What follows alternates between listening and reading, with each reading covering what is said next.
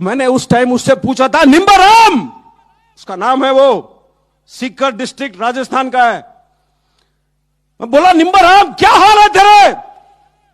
चोट खाने के बाद बिस्तरे पे पड़ा हुआ है जवान पतला सा आवाज में बोलता है मेरे से कि साहब पेट में थोड़ी सी तकलीफ है, और फिर बाद में बोलता है, साहब मैं तो ठीक हूं, अपने पलटन के बाकी बंदे कैसे हैं?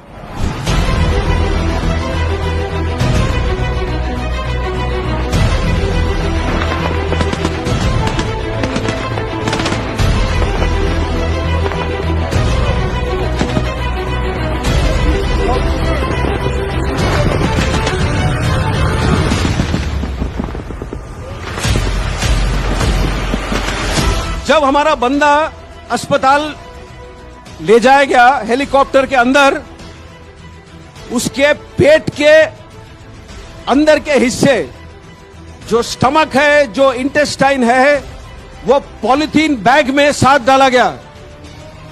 पॉलीथीन बैग में हेलीकॉप्टर के अंदर उसके साथ।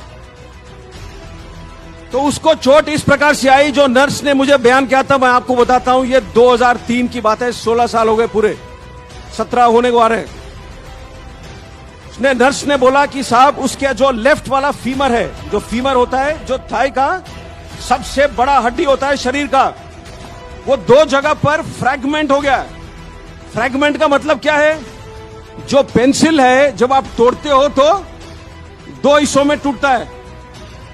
फ्रैगमेंट का मतलब ऐसे, जो पेंसिल अगर 8 या 10 हिस्सों में टूटे वो फ्रैगमेंट है।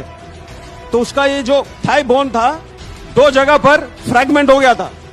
इसीलिए डॉक्टर साहब जहां भी काट रहे थे उनको नजर आ रहा था खून। ज्यादा से ज्यादा गोली उसको लगी बाएं हाथ पर। क्यों?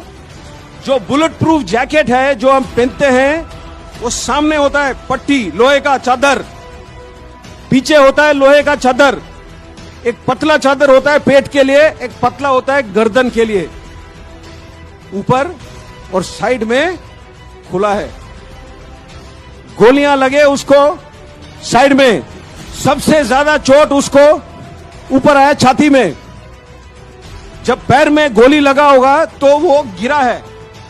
अब पहाड़ी में 20 मीटर 25 मीटर कितना नीचे गिरा है वो तो कोई नहीं जानता है, लेकिन जब गिरा है तो उसका छाती किसी बड़े पत्थर के नुकीली चोट पर पड़ा है और यहां उसे चोट आई। तो जो लोहे का प्लेट है वो दबाता है जो फेफड़े, जो रिब्स है। तो उसके 5 रिब्स टूटे हुए थे, और 5 रिब जब टूटते हैं तो अंदर की तरफ टूटते हैं। तो उसका जो बाएं वाला फेफड़ा था उसमें 5 जगह पर छेद हो गया, और जो लंग था लेफ्ट साइड वाला उसमें बॉडी फ्लूइड और ब्लड पूरा भर गया था। ये उसके चोट थे। जब नर्स ने ये मुझे बयान किया तो मैंने नर्स से सीधा सवाल पूछा, क्या बंदा बचेगा? और जैसे डॉक्टर साहब लोग आमतौर पर होते हैं, ये नर्स ने बोला, सर मैं नहीं जानती हूं। तो हम लोग जो वर्दी पहनते हैं थोड़े, मैं बोला ना, दिल से करते हैं हम काम, दिल से। तो मैंने अपने सोच में मुझे यह लगा कि अगर मैं उससे बात कर सकता हूं 1 सेकेंड, तो हमारे जो 1000 जवान हैं उनका जो मन का शक्ति है, जो दिल का शक्ति है, वो मैं उस तक भेजूं टेलीफोन के थ्रू। मैंने नर्स को पूछा, क्या मैं बात कर सकता हूं उससे? तो उसने बोला कि साहब 6 दिन हुए इसने आज तक बात नहीं कही है।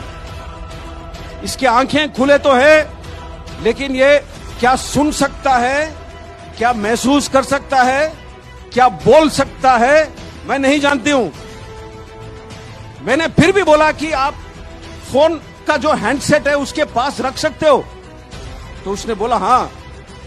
तो उसने फोन उसके हैंडसेट उसके कान के पास रखा। और मैंने उस टाइम उससे पूछा था, निम्बाराम उसका नाम है, वो सीकर डिस्ट्रिक्ट राजस्थान का है। मैं बोला, निम्बाराम क्या हाल है तेरे? 15 या 20 सेकंड गुजरे, कोई जवाब नहीं है।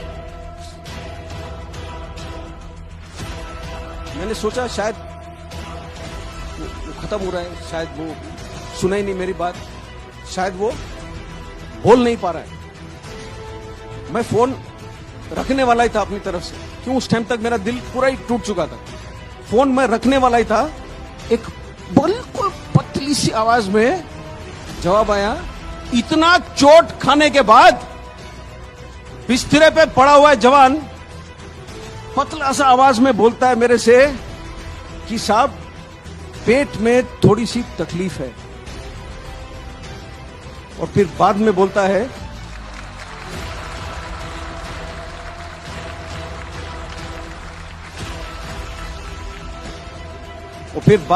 है साहब मैं तो ठीक हूं, अपने पलटन के बाकी बंदे कैसे हैं?